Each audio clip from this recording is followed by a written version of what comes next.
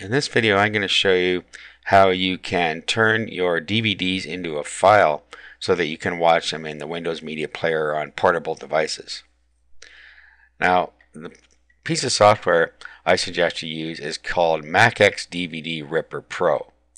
This is available for both the Mac and for the Windows systems. Okay, now, right now, they are advertising for $34.95, but about every month or so, they give it away for free, and they give a activation code with it. So if you want it and you can wait for it, just go and do a search for MacX DVD Pro free.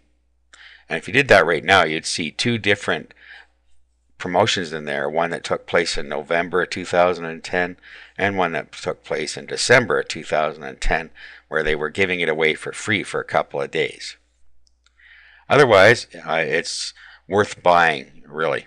It does a really good job and it's really fast. This one will do it in about 20 minutes. Okay, so I'm going to bring up the MacX DVD software now. Okay, so here's what the software looks like when you first come in. So you pop a DVD into your drive and then you click disk, and then you select the disk here. It loads it up and it picks the main title for you, so you don't really have to think about it. It plays a little bit of it in here so you can see that you have one in there. Okay, so at this point you can do some settings. Now, for instance, you could enable subtitles if you want subtitles on your disk. You can put here the destination where you want it to burn. This is the audios that are available on the DVD. So this one, you could play it in English or French to burn it. And then down here we have our different options. So we could copy it to another DVD, burn it in AVI, which is universal, burn it in MP4, which is also pretty much universal depending on audio codices, MPEG, WMV, FLV flash, MOVs, and then you have music here, and then you have different presets: iPod, iPad, iPhone, to Apple TV, to PSP, to 3GP, and to Zune and Zen.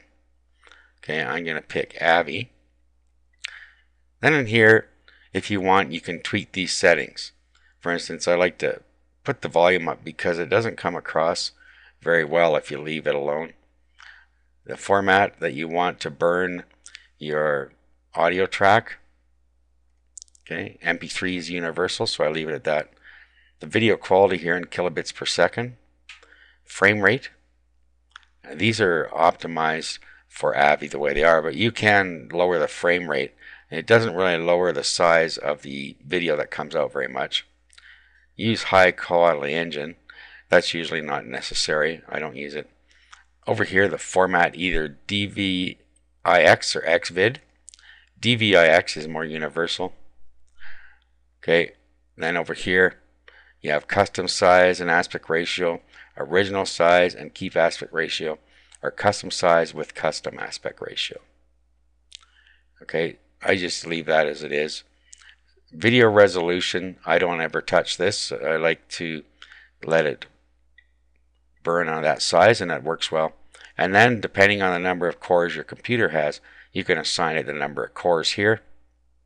I'm just going to assign it 1 core. Deinterlacing, if you want to take it apart. Force audio video sync and safe mode. I don't use any of those. Click start. Okay, it goes and seeks through the DVD a little bit, and then it'll start burning it in just a few seconds. You'll see current time here change in short order.